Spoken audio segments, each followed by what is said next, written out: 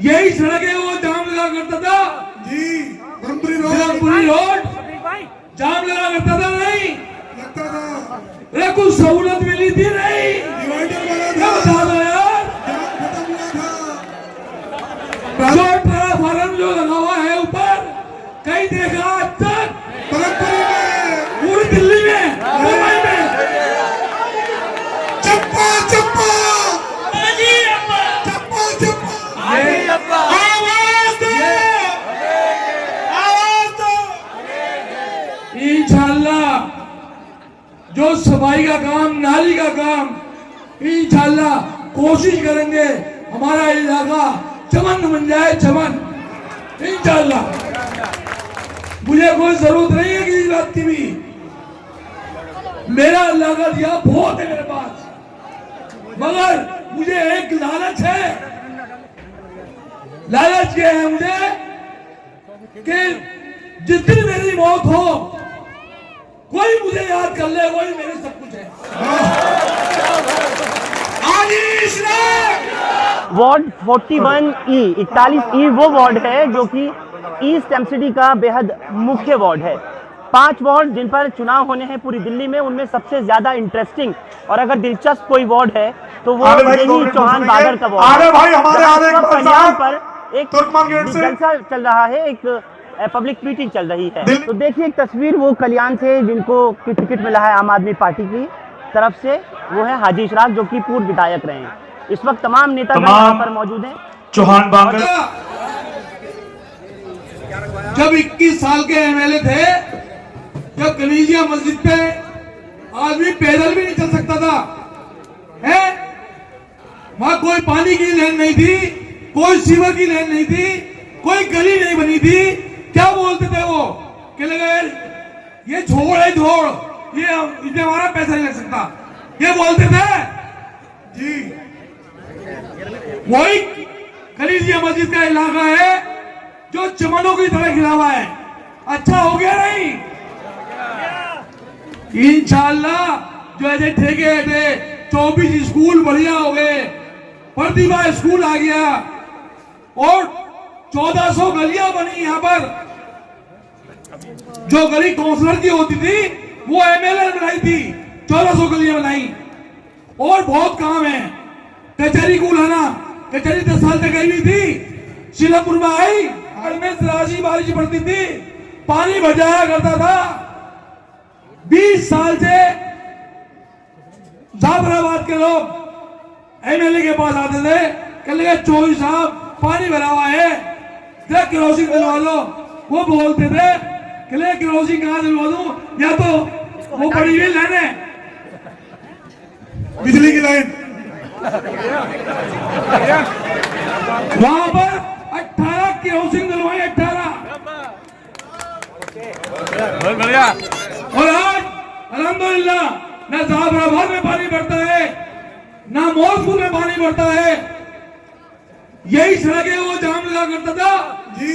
Brahmpuri road जाम लगा करता था नहीं लगता था, अरे कुछ सहूलत मिली थी नहीं डिवाइडर बना क्या था, बता दो यार। जाम खत्म हुआ था।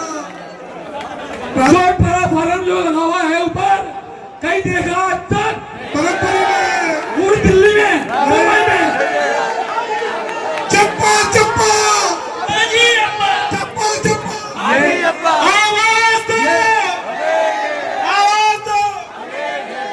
इंशाल्लाह जो सफाई का काम नाली का काम इंशाल्लाह कोशिश करेंगे हमारा इलाका चमन बन जाए चमन इंशाल्लाह।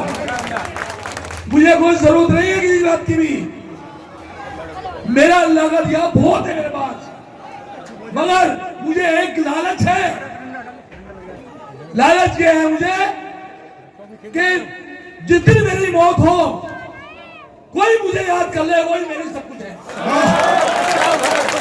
आशीष लेकिन अब इस बीच में इलेक्शन होने के बाद सीएनआरसी आया, सीएनआरसी के बाद दिल्ली दंगे हुए, दिल्ली दंगों के बाद कोरोना आया, कोरोना के बाद मरकज वाला इशू आया।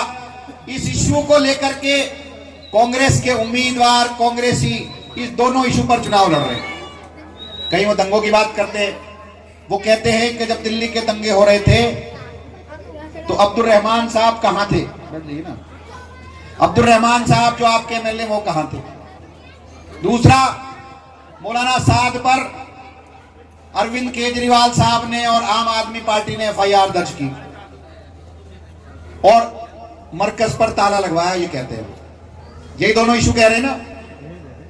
बेहतर तो ये होता कि वो ये कहते कि 21 साल वो यहां एमएलए रहे, 21 साल में कोई एक काम उनके पास ऐसा नहीं है जिसको वो गिनवा सके और उस पर वो वोट मांग सके।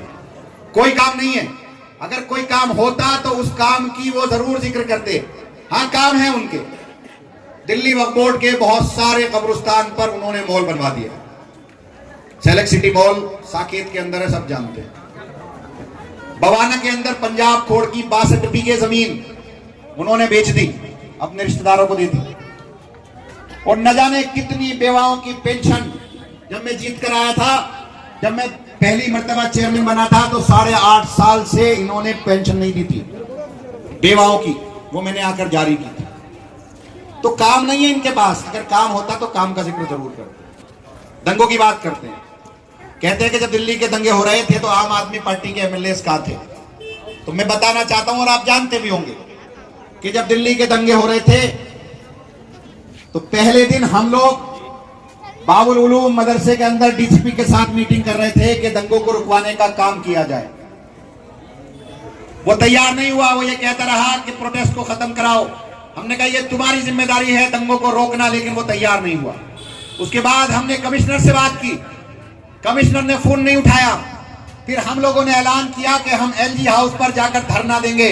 और मैं और मेरे साथ में अब्दुल रहमान, मेरे साथ में हाजी अफजाल, मेरे साथ में गोपाल राय जी जो हमारे यहाँ के प्रदेश अध्यक्ष भी हैं और मंत्री हैं, इमरान हुसैन, दलीप पांडे और न जाने कितने सारे एमएलए और हमारे कार्यकर्ता एलजी हाउस पर गए और कहा कि पूरी दिल्ली के अंदर जहां जहां दंगे हो रहे हैं वहां वहां आप फोर्स लगाओ। और हमने वहां स्पेशल कमिश्नर को तलब किया और उस वक्त तक वहां से हम नहीं उठे जब तक कि पूरी दिल्ली में जगह जगह फोर्स नहीं पहुंच गई। ये सब आप लोगों ने लाइव देखा था या नहीं देखा था? लेकिन ये कहां थे? कहीं नजर आए कांग्रेसी? मैं ये पूछना चाहता हूं कि जब हम एलजी हाउस पर थे, जब हम जग प्रवेश में जिनके गोलियां लगी थी उनका इलाज करा रहे थे, जब हम एलएनजेबी के अंदर थे, जब हम गुरु तेग बहादुर हॉस्पिटल के अंदर थे, तब तुम कहां थे? मतीन अहमद साहब, आप तो 21 साल इस इलाके के विधायक रहे। आप दंगों के राहुल गांधी कहां थे? प्रियंका गांधी कहां थे? उनका तो दिल्ली में रिहाइश है। अगले दिन विधानसभा हुई। विधानसभा के अंदर हमने क्वेश्चन रेज किए, शोर मचाया, कहा कि कमिश्नर को सस्पेंड किया जाए। हमने कहा कि अमित शाह को खुद इस्तीफा दे देना चाहिए कि वो दिल्ली के अंदर दंगे रोकने में असफल रहा है। आप कहां थे? दंगे होते रहे, भाजपा के लोग दंगे कराते रहे। ये दंगे हमने नहीं कराए थे, ये भाजपा के लोगों ने दंगे कराए थे। हमने बार बार कहा, विधानसभा से कहा, मैंने कहा, सीएम साहब ने कहा, डिप्टी सीएम ने कहा, शोएब इकबाल साहब ने कहा कि कपिल मिश्रा को गिरफ्तार करो, परवेश वर्मा को गिरफ्तार करो, अनुराग ठाकुर को गिरफ्तार करो, आप उन आरएसएस के लोगों को और भाजपा के लोगों को गिरफ्तार करो जो दिल्ली दंगों के अंदर मौजूद थे। लेकिन पुलिस ने हमारी नहीं सुनी, केंद्र सरकार ने हमारी नहीं सुनी। अगले दिन विधानसभा से हमने ऐलान किया कि दिल्ली दंगों में जो लोग मर गए हैं उनको हम 10 लाख रुपए देंगे। जिनका घर का 1 फ्लोर जला उसको 5 लाख देंगे, जिसका 2 जले उसको 10 लाख देंगे, जिसको 3 फ्लोर जले उसको 15 लाख देंगे, जिसके 4 फ्लोर जले उसको 20 लाख देंगे, जो जख्मी हुआ उसको 2 लाख देंगे। और हमने ढूंढ कर एक आदमी को मुआवजा देने का काम किया। और अब हम दोबारा मैंने सर्वे कराया, जिन लोगों के मुआवजा कम मिला या बिल्कुल नहीं मिला उनको दोबारा ढूंढ करके मुआवजा देने का हम काम कर रहे हैं। एक फसाद हुआ, भाजपा ने कराया, हमने उस जिम्मेदारी को लेते हुए उस फसाद के अंदर जो हम मासूमों की, मजलूमों की, जिनके घर जल गए, जिनके लोग मर गए, उनको बर्बाद हो गए, उनको हमने मरहम लगाने का काम किया। अरे तुम लोग तो केंद्र सरकार में बैठे थे। इस मुल्क के अंदर 1000 साल मुसलमानों ने हुकूमत की, 1000 साल में एक भी हिंदू मुस्लिम फसाद नहीं हुआ। 47 के बाद 70 साल में 48,000 फसाद हुए। और तुम हर एक फसाद के जिम्मेदार हो कांग्रेस, हर एक फसाद के। आज तुम हमसे कहते हो कि माफी मांगे, किस बात की माफी मांगे? तुम किस बात की माफी मांगोगे? बाबरी मस्जिद के अंदर मूर्ति किसने रखवाई थी? कांग्रेस ने। तुमने माफी मांगी। ताला किसने खोला था? कांग्रेस ने। तुमने माफी मांगी। बाबरी मस्जिद को शहीद कराने में अगर भाजपा जिम्मेदार है तो कहीं ना कहीं केंद्र सरकार में बैठी कांग्रेस भी जिम्मेदार है। और उस वक्त जब तुम यहाँ जीत कर आए थे, जनता दल से चुनाव लड़े थे 93 में, 92 में बाबरी मस्जिद शहीद हुई थी। दिल्ली का मुसलमान कांग्रेस से नाराज था। तुम जनता दल से चुनाव लड़कर आए तो तुमको यहाँ की आवाम ने जिताया और तुम उसी कांग्रेस के अंदर शामिल हो गए। लानत है तुम्हारे ऊपर। शेम शेम शेम, लानत है। उस वक्त तुम कहते थे ये कांग्रेस जिसने बाबरी मस्जिद को शहीद किया, आज तुम उस कांग्रेस की दुहाई दे रहे हो। आज तुम हमसे कहते हो कि हम खाकी कच्चे वाले। आज तुम हाजी जी को कहते हो कि आरएसएस वाले। अरे आरएसएस वाले तो तुम हो जो तुमने 48,000 फसाद कराए, जो तुमने मुरादाबाद की ईदगाह के अंदर पढ़ते हुए नमाजियों पर गोलियां चलवाई, जो भागलपुर के अंदर मासूम मुसलमानों का कत्लेआम किया, जो मेरठ के अंदर मासूम मुसलमानों का कत्लेआम किया, जो तुमने मल्याना के अंदर मुसलमानों का कत्लेआम किया। इस मुल्क में मुसलमान जहां जहां कारोबार करता था वहां वहां तुमने आगजनी कराई, फसाद कराया। मुसलमानों को राजा से आज भिखारी बनाने का काम कांग्रेस ने किया। तुम हमसे कहते हो हमने बिजली मुफ्त दी, हमने पानी मुफ्त दिया, हमने शिक्षा दी, हमने स्वास्थ्य दिया। एक वजह बता दो मुसलमान की कि आम आदमी पार्टी को वोट न देने की एक वजह बता दो। और एक वजह यह बता दो कि मुसलमान कांग्रेस को इस वजह से वोट दे कि इस जगह पर कांग्रेस ने मुसलमानों को न ठगाओ। कोई एक वजह। ये कहते हैं कि मरकज पर ताला हमने लगवाया, झूठ बोलते हैं। मरकज यानी कि मरकज का मतलब है वो मस्जिद, बंगले वाली मस्जिद। उस मस्जिद के अंदर पहले दिन से आज तक 5 वक्त की नमाज जमात के साथ होती है। कमेटी के लोग वहां जाते हैं, ताला खोलते हैं, नमाज पढ़ते हैं, नमाज पढ़ने के बाद खुद ताला लगा करके आ जाते हैं। मौलाना साहब का एक घर है उसके बराबर में, उसका उनके घर पर ताला लगा है। मरकज पर ताला नहीं है। मरकज पर 5 वक्त की नमाज पहले दिन से हो रही है। मरकज में लोग रुक नहीं रहे जो पहले जमातें आकर रुकती थी।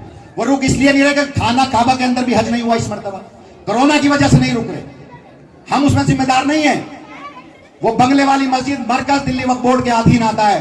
मैं उसका चेयरमैन हूं। अगर हम उसके खिलाफ होते तो उस पर ताला लगा देते, हम उनकी कमेटी को रद्द कर देते। कमेटी खुद मैंने बनाई है जिसके मौलाना साद सदर है। पहले दिन से जब पहले दिन मरकज पर FIR हुई तो मैं उनके साथ खड़ा था। मैं उनसे मिलने गया, उनको दिलासा दिया। एक एक जमात जहां जहां रुकी हुई थी, जिन जिन क्वारंटाइन सेंटर के अंदर रुकी हुई थी, मैं खुद गया, फल लेकर गया, अफ्तार लेकर गया, वहां पर एक सहूलत की चीज लेकर गया। यहां तक के मच्छरदानी और ओडोमॉस की क्या हैसियत होती है वो भी मैं लेकर गया। हर मुमकिन कोशिश की कि जमात के किसी आदमी को तकलीफ ना हो। दिल्ली के अंदर FIR हुई। अगर हम मरकज के खिलाफ थे, जमात के खिलाफ थे, तो दिल्ली के अंदर कोई भी एक जमाती गिरफ्तार क्यों नहीं हुआ? उत्तर प्रदेश में भी हुए, बिहार में भी हुए, बंगाल में भी हुए, मध्य प्रदेश में भी हुए, महाराष्ट्र में भी हुए। हम मरकज के खिलाफ नहीं है। हम आज भी मरकज के साथ हैं, कल भी मरकज के साथ थे, परसों भी मरकज के साथ थे। मेरे खुद 4 चिल्ले लगे हुए हैं। मतीन साहब आप बताओ आपके कितने लगे? आप कितनी बार जमात में गए हो? बताओ आप। शर्म आनी चाहिए तुमको कि तुम मरकज की राजनीति कर रहे हो। शर्म आनी चाहिए तुमको कि तुम मस्जिद की राजनीति कर रहे हो। शर्म आनी चाहिए तुमको कि तुम जमात की राजनीति कर रहे हो। भाजपा में और तुम में क्या फर्क है? भाजपा में मतलब बाहर का राम मंदिर की राजनीति करती है, भाजपा बाबरी मस्जिद की राजनीति करती है, तुम मरकज की राजनीति कर रहे हो। हमें अच्छा नहीं लगता, हमें शोभा नहीं देता कि हम मरकज की राजनीति करें। मौलाना साहब पर जब सारी मीडिया जब बदतमीजी कर रही थी, इल्जाम लगा रही थी, भगोड़ा कह रही थी, जब उनको आतंकवादी कह रही थी, तो उस वक्त भी मौलाना साहब ने सफाई नहीं दी। मीडिया के सामने नहीं आए, ना मरकज का कोई आदमी, ना मौलाना साहब। इसलिए नहीं आए, वो जानते थे कि अगर मीडिया के सामने आएंगे तो सियासी मुद्दा बनेगा और सियासी मुद्दे से सिर्फ मरकज को और तबलीगी जमात को सिर्फ नुकसान होगा, फायदा नहीं होगा। मेरी समझ में नहीं आता कि ये इलेक्शन गली का इलेक्शन है, ये इलेक्शन झाड़ू का इलेक्शन है, ये इलेक्शन नाली का इलेक्शन है। इसमें मरकज का इमाम चुनने का इलेक्शन तो है नहीं है, तो फिर मलराम की बात क्यों कर रहे हो मरकज की? शर्म आनी चाहिए। मजबूरी में हम कर रहे हैं क्योंकि तुम हम पर इल्जाम लगा रहे हो, नहीं तो हमें अच्छा नहीं लगता। हमने कभी नहीं कहा कि हमने दिल्ली के अंदर इमामों को हमने जो है तनख्वाह दिया, उनको हमने वजीफा दिया। ये बात करने की नहीं है, हमने अपनी जिम्मेदारी समझते हुए उनको दिया। लेकिन तुम्हें शर्म आनी चाहिए। और यहाँ की आवाम को इनसे बात करनी चाहिए कि अगर ये दोबारा मरकज की बात करें तो इनसे कहें कि मजहब को और सियासत को अलग रखो, और जब जब सियासत के अंदर मजहब आएगा तो सिर्फ मजहब का नुकसान होगा, सियासत का कोई नुकसान नहीं होगा। आप लोगों को बाइकाट करना चाहिए, हर एक को अपने व्हाट्सएप पर ये वीडियो बनाकर भेजनी चाहिए मतीन अहमद साहब के नाम से कि मतीन अहमद साहब आप ये बताओ कि आपने 21 साल के अंदर क्या काम किए, आप ये बताओ कि आप अगर पार्षद बन जाओगे तो क्या काम करोगे। आप मरकज को और मजहब को सियासत से मत जोड़ो, इससे सिर्फ मरकज को, इससे सिर्फ जमात को, इससे सिर्फ मस्जिदों को नुकसान होगा, जो भाजपा यही चाहती है। अगर तुम हमें खाकी कच्चे वाला बता रहे हो तो फिर तुम कौन हो, फिर तुम कौन हो? जब बटला हाउस एनकाउंटर हुआ था तो तुम कहां थे? कांग्रेस में नहीं थे। तो क्या बटला हाउस एनकाउंटर की जिम्मेदार कांग्रेस नहीं है? क्या मुसलमानों की कातिल कांग्रेस नहीं है? तुम कहां थे? और तुम तो वो आदमी हो कि जब 49 दिन की आम आदमी पार्टी की सरकार बनी थी, कांग्रेस के जब 8 विधायक थे, तो तुम आम आदमी पार्टी छोड़ करके बीजेपी में शामिल होने जा रहे थे। नहीं जा रहे थे? अगर वो होर्डिंग नहीं लगा होता जो मैंने लगवाया था तो ये आदमी बीजेपी में शामिल भी हो जाता और मंत्री भी बन जाता जब बीजेपी अच्छी हो जाती। ये मफाद परस्त लोग हैं, इनको ना मरकज से मतलब है, ना इनको मस्जिद से मतलब है, ना इनको मुसलमान से मतलब है, ये अपने फायदे के साथ है। और मैं आप लोगों से ये वादा कर रहा हूं, जिस तरह से दिल्ली दंगों में, जिस तरह से मरकज के मामले में मैं सबसे लड़ करके, पार्टी से भी लड़ करके, सरकार से भी लड़ करके आपका साथ दिया, अगर अब्दुल रहमान या हाजी इशराक आपके कामों को आएंगे, काम नहीं करेंगे, तो मैं इन लोगों का भी मुकाबला करने को तैयार हूं। आप गवाह हैं, जब जब जुल्म हुआ मैं साथ खड़ा रहा। आज मैं आपके बीच में आया हूं, मेरी इज्जत का मामला है, मेरी पार्टी की इज्जत का मामला है। अगर मैं यहां से जीत कर जाता हूं तो तनकर कहूंगा कि मुसलमानों की एजुकेशन के लिए इतने करोड़ रुपए दे दो, और अगर हार गया तो फिर कोई छू नहीं रहेगा। तो मेरी आप लोगों से अपील है कि 28 तारीख को आप हाजी इशराक साहब को वोट दें। ये एक शरीफ इंसान है, यहाँ के एमएलए अब्दुल रहमान साहब है। ये कहते हैं कि अब्दुल रहमान साहब दिल्ली फसाद में कहां थे। हमने 2 टीमें बनाई थी, एक टीम में हाजी अफजाल थे जो मस्जिदों की मरम्मत का काम और घरों की मरम्मत का काम कर रहे थे, एक टीम में रहमान साहब थे जो मुस्तफाबाद के अंदर, ईदगाह के अंदर जो फसाद में जिनके घर जल गए थे, बर्बाद हो गए थे, बेघर हो गए थे, उनके लिए दिल्ली वक्फ बोर्ड ने वहां कैंप लगाया था, उनके खाने का, रहने का इंतजाम ये वाली कमेटी कर रही थी जो अब्दुल रहमान थे। हाँ, मैं मानता हूं जब फसाद हुआ था उस वक्त में ये सीलमपुर के अंदर नहीं थे, लेकिन जो आपके भाई मजलूम थे, जिनके साथ जुल्म हुआ थे, अगर वो उनके बीच में थे तो क्या गलत थे? क्या आप इनको माफ नहीं करोगे इस बात के लिए? आपके भाइयों के जो मरहम, आपके भाइयों के जख्मों पर अगर ये आदमी मुस्तफाबाद के कैंप में, ईदगाह कैंप में अगर मैं मरहम लगा रहा था तो क्या ये आप इसको नहीं मानते? और एक आपने ऑडियो सुनी होगी, कोई एक आदमी ने दंगों के बीच में इनसे बदतमीजी कर दी। आपको मालूम है ये कहां थे उस वक्त में? कोई नहीं जानता। वो बदतमीजी सबने सुनी, वो वीडियो वायरल, वो ऑडियो वायरल हुई। ये गुरु तेग बहादुर के अंदर जो 8 लोग सीलमपुर के अंदर जख्मी हुए थे, हम उनको लोग जग प्रवेश के अंदर ले गए थे। 2 लोग ज्यादा जख्मी थे, उनको हम लोग गुरु तेग बहादुर के अंदर हम ले गए थे। तो मैं और ये एमएस और हाजी अफजाल साहब एमएस के सामने बैठे हुए थे। जब भी वो फोन आया तो वहां उससे बात नहीं कर पाए, सिर्फ सुनते रहे। लोगों ने समझा कि इन्होंने बुजदिली के साथ वो बात सुनी, ऐसा नहीं है। ये उस वक्त में हम लोगों का इलाज करा रहे थे। कोई आदमी नहीं बता सकता कि मैं या हाजी अफजाल या अब्दुल रहमान या हाजी इशराक दिल्ली दंगों में आपके बीच नहीं थे। हाँ, ये हो सकता है कि यहाँ नहीं थे, वहां थे, वहां नहीं तो वहां थे। तो मैं इन्हीं बातों के साथ अपनी बात को खत्म करता हूं और आप लोगों से अपील करता हूं कि आप वोट डालें। और बिल्कुल भाई, बेशक हम इस बात को मानते हैं कि दिल्ली की आवाम ने हमें बेपनाह मोहब्बत दी, बेपनाह इज्जत दी। हम जो हक बनता था, हो सकता है उस हक में हम कोताही कर गए हों। हो सकता है आप लोगों को जितनी उम्मीदें हमसे हो वो हम पूरी ना कर पाए हों। तो उसके लिए हम माफी चाहते हैं कि आप हमें माफ करना, और कोशिश करेंगे आइंदा जो उम्मीदें आपकी हमसे बंधी हैं उनको हम पूरा उतरें। शुक्रिया। इन बातों के साथ मैं अपनी बात को खत्म करता हूं। बहुत बहुत शुक्रिया।